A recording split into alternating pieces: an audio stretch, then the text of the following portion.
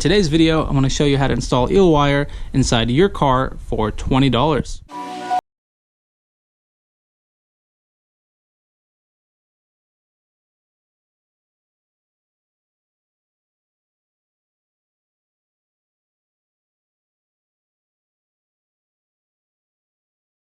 Thank you for tuning in to another video. Brush SRT here. In today's video, we're going to go ahead and show you how to install Eel Wire inside your vehicle. To get things started, let's go ahead and go over what you'll need to do this mod.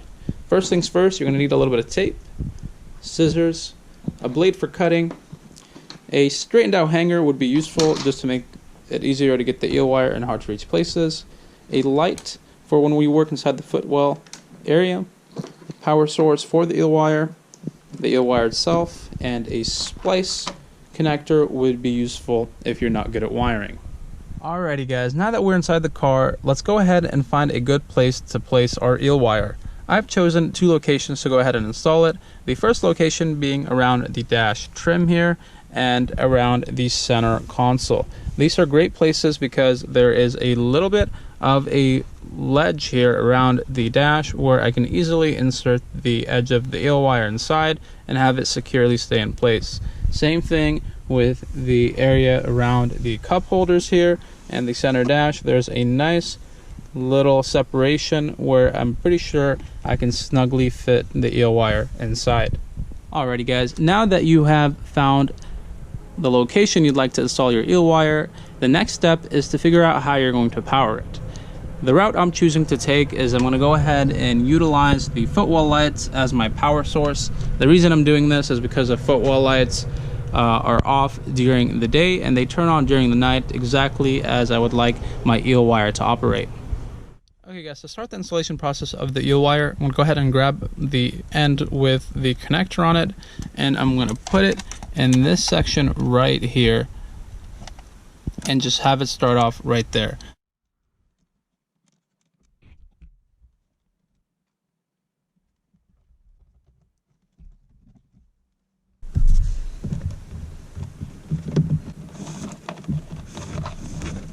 As you can see now, the whole dash portion has been wrapped around. I went ahead and dropped the eel wire behind the dash over here so we can go ahead and route it underneath the center console.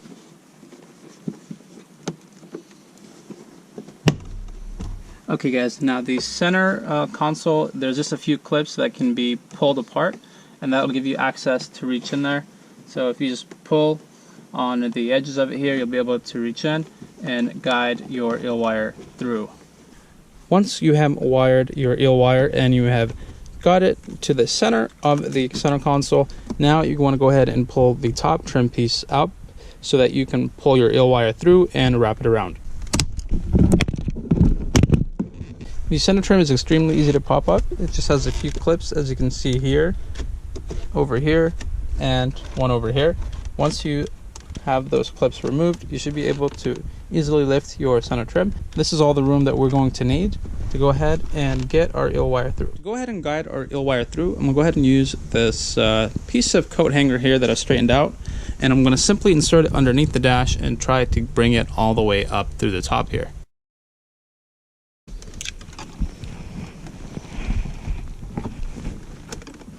Okay guys, so here's my hanger, and as you can see, it is right and there.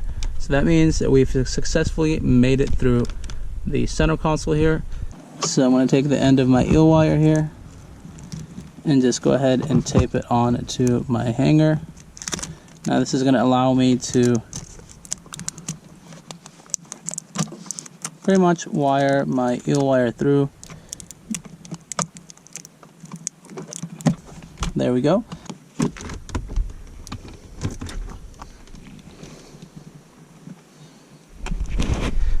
Alrighty guys, so now as you can see, the eel wire has made it through. We can go ahead and remove our hanger from here. The next step is we're going to go ahead and start wrapping around the trim and pick a point where you want the eel wire to break. I'm going to pick this corner right here as I believe it's not going to be the most visible, so it's going to have the nicest looking appearance. Once you have your eel wire all the way through, everywhere you need to be, I do have a little bit of excess here, so I'm going to go ahead and trim this off.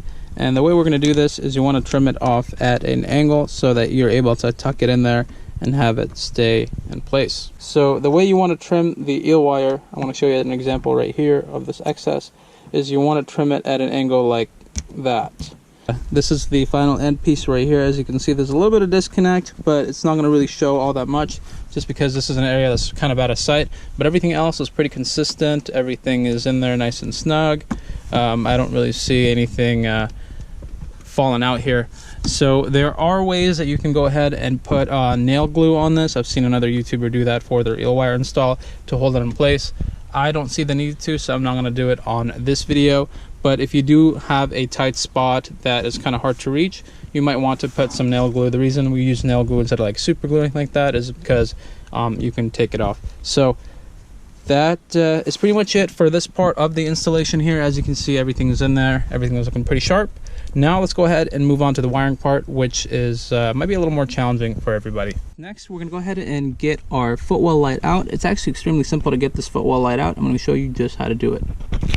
So pretty much you're going to reach around to the back of the footwell light, and there should be a tab on the left side, and as you can see here, it starts to pop out, and bam, it is out now. Now you can go ahead and release it by clicking this little tab on the connector here, and your footwell light is out.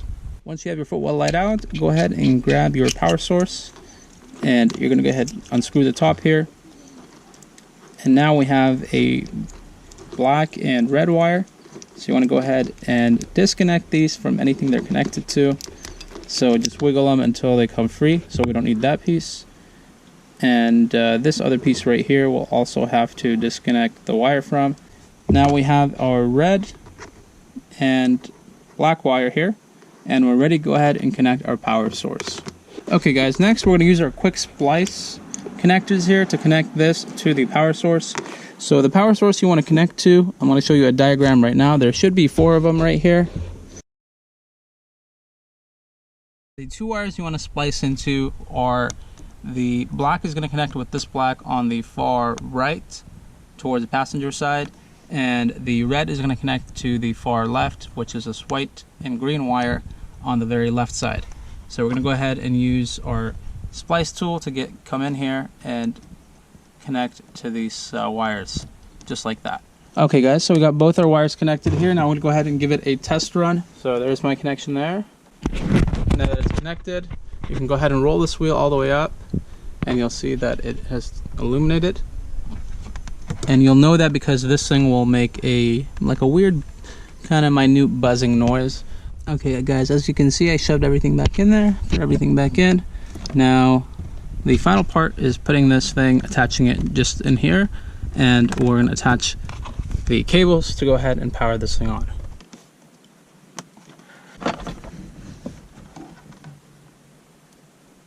Okay guys, installation is finally complete. As you can see here, everything is hidden, nothing is showing around anywhere.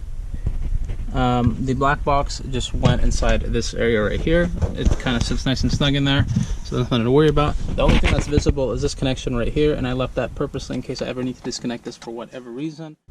Alrighty guys, the installation is now complete. Now I'm going to go ahead and move it in the garage and show you how it looks.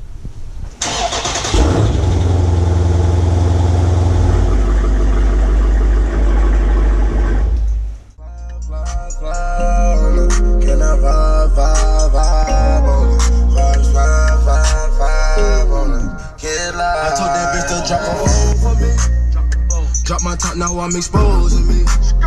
A lot of these rappers getting old to me. Extortion publishing. Alrighty guys, as you can see here, the installation is now complete. I'm so in love with the way this came out. It looks so good in red. It just matches everything else, especially with, you know, the round gauges and everything like that. And it's a subtle red. It's not something that's going to be popping in your face, which is something that I wanted. I wanted a very subtle color, especially when driving at night. You don't want too many distractions, but I like the ambiance that this creates, and I think it looks rather good. Obviously, if you have a Hellcat, it's going to look even better since your SRT is going to be in red as well, so it's going to tie everything in together that way. But a very simple, cheap mod to do. These eel wires run around $20 in the length that I got here, and as you can see, there's no other area where the eel wire is visible, so it's nice and hidden, and it looks absolutely amazing. You're guaranteed to get a ton of compliments on this. Now, if you did enjoy this video, please leave a like on it. If you're new to the channel, please subscribe. Rush SRT, and I'll see you guys on the next one. Peace.